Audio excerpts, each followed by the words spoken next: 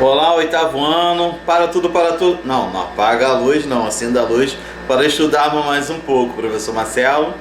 Espero que vocês estejam bem, na graça de Deus. Então, hoje será a nossa última revisão geral do assunto handball, que melhore um pouco mais a qualidade do ensinamento na sua mente. Como assim, professor? Que vocês gravem mais um pouco antes que vocês façam a prova de vocês. Aguarde um pouquinho, assista essa videoaula aqui comigo, assistam 1, 2, 3 vezes e aí depois vocês vão e façam a atividade avaliativa de vocês, né? A provinha de vocês. Então, eu destaquei alguns pontos. Vai ser curtíssima essa aula.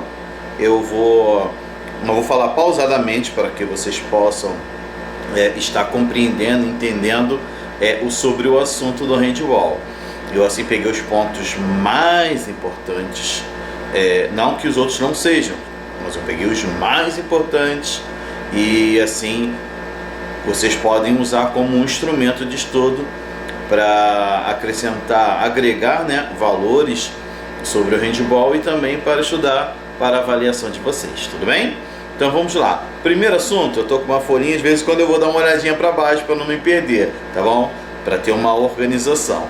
O primeiro assunto que eu gostaria de falar com vocês é sobre o passe de bola. Professor, de novo, se você falou isso, então você já sabe o que é o passe de bola, né?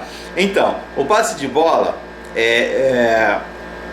perdão, é a maior preocupação desse estilo de jogo, desse estilo de esporte.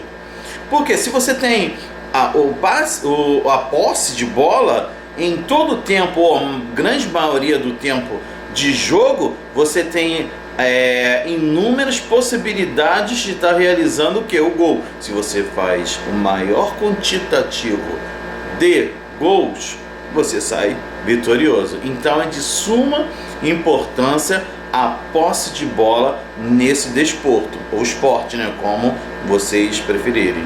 Então, o primeiro ponto que eu gostaria de ressaltar nessa videoaula para vocês é a posse de bola no handball. O quanto é importante ter a posse de bola. O segundo e ficou um pouquinho escuro, acabou a luz ali. Então vamos continuar assim mesmo, dá para vocês verem, então acho que está clarinho, né? O segundo ponto que eu queria falar com vocês é a respeito do deslocamento na posição defensiva. Como que é feito o deslocamento daquele atleta que está defendendo a sua equipe na posição defensiva? Ele deve se deslocar para um lado, para o outro, para frente, para trás. Evitar principalmente de saltar, de sair do chão, ficar saltando para tentar bloquear a bola. Por quê?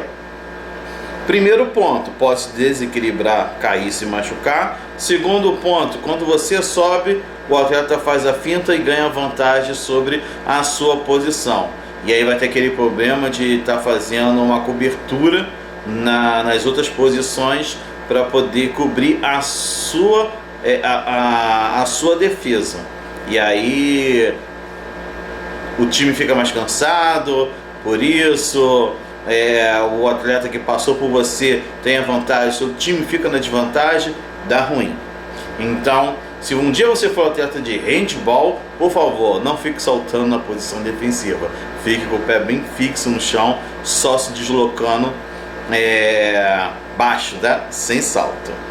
O terceiro ponto que eu queria falar para você, ainda no sistema defensivo, porém individual, é recomendado que esse sistema seja utilizado principalmente para os novos atletas. Por que os novos, professores? Porque ali eles vão estar desenvolvendo as habilidades técnicas para a posição defensiva, como correr, como se deslocar na quadra, como posicionar o seu corpo, os seus braços, a mão, como você se posicionar no perímetro determinado pelo técnico, e aí vocês vão desenvolver as habilidades da defesa nesse sistema individual.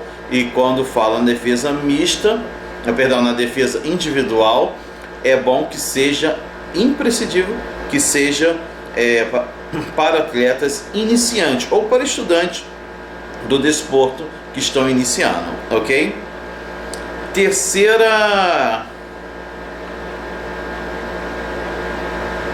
parte que eu gostaria de falar com vocês.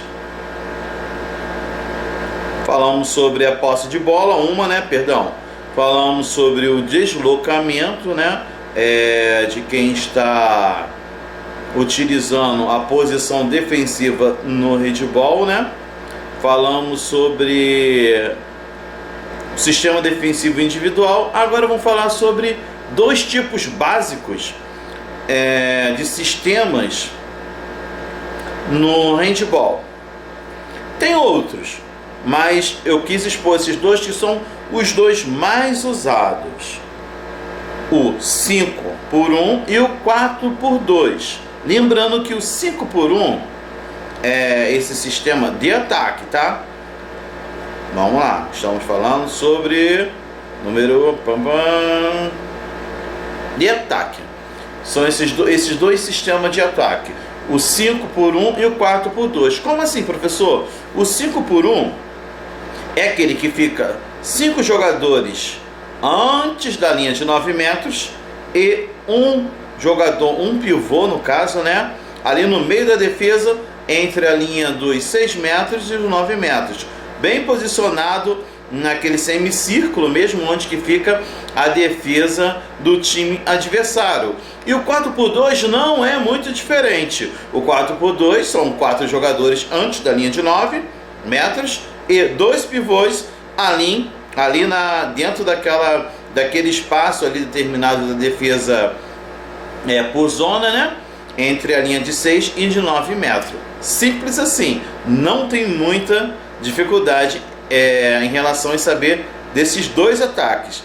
Ficam 5x1, 5 atrás e 1 entre os outros, entre a defesa. Ou 4x2, 4 antes da linha de 9 metros e 2 infiltrado ali na zona onde que fica a defesa adversária, ok?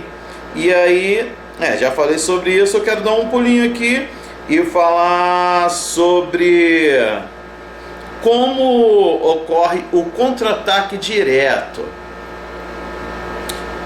A equipe, ela tem a posse de bola e ela lança a bola para um atleta, por cobertura para um atleta, e esse atleta invade a quadra adversária em direção ao gol na maior velocidade. Esse é o contra-ataque direto do handball. Agora, o contra-ataque sustentado é praticamente da mesma forma, sendo que é entre 2 ou mais jogadores. Vamos colocar 2 jogadores trocando passe entre si em alta velocidade e na direção do gol adversário para poder tentar fazer o gol, ok? Esse é o sustentado. Quando é o contra-ataque direto, é um atleta em alta velocidade atravessando a quadra e tentando fazer o gol na equipe adversária. Deixa eu ver aqui mais um ponto. Vamos determinar o que é defesa por zona. Defesa por zona é os jogadores posicionados entre a linha de 6 metros e de 9 metros. Cada um se posicionando de uma forma que não haja espaço para que outro jogador da equipe adversária tente ultrapassar e tentar fazer o gol. E ali acontece a defesa por zona, ok? Essa é a melhor explicação que vocês consigam entender, beleza? Então vamos lá, eu quero falar sobre mais um item só e vamos encerrar. Vamos lá. E defesa combinada. Vamos falar sobre a defesa combinada ou defesa mista. Ela é a junção da defesa por zona com a defesa individual. Como assim, professor? Naquela linha entre 6 e 9 metros, irá ficar 5 jogadores, vou falar 5 por 1, tá? 5 jogadores defendendo e mais um jogador defendendo depois da linha dos 9 metros, claro, contra o melhor jogador da outra equipe. Então ele vai ficar individualmente correndo ali por fora, marcando esse atleta, contra os outros 5 irão ficar na zona de defesa, que seria somente a zona, a defesa por zona. Mas como estão falando da defesa combinada ou mista, né? Ela vai misturar entre a defesa por zona e a defesa mista, que seria de homem a homem, um jogador frente a frente, ok? Essa combinação. Poderia ser 4 por 2? Sim. 4 atletas na área, na zona, né? De 9 metros e 3, entre essas duas, de 6 metros e 9 metros, entre essas duas linhas, e 2 jogadores do lado de fora, marcando individualmente os melhores, ou mais perigosos jogadores, no caso, né, mais rápido, mais ágil, com mais habilidade da outra equipe, da equipe adversária. Então, simples, dessa forma, né? Espero que vocês possam ter compreendido. Assista o vídeo novamente, dê uma lida no questionário que nós estudamos, que eu passei para vocês, e na aula passada eu corrigi com vocês passo a passo, explicando que vocês irão fazer uma ótima prova e também irão gravar isso na mente de vocês e levarão para o resto da vida de vocês, ok? Um ótimo final de semana para vocês, beijo no coração e até a próxima aula. Gostaria muito de estar com vocês, mas infelizmente essa pandemia ainda não nos permite estar todos os dias em sala e em quadra com vocês. Mas para aqueles que estão tendo as aulas híbridas, né, consegue ainda mais um tempinho para a gente conversar, bater um papo, desenvolver um pouco mais a nossa disciplina. Beijo no coração, até a próxima aula. Tchau, tchau, professor Marcelo, hein?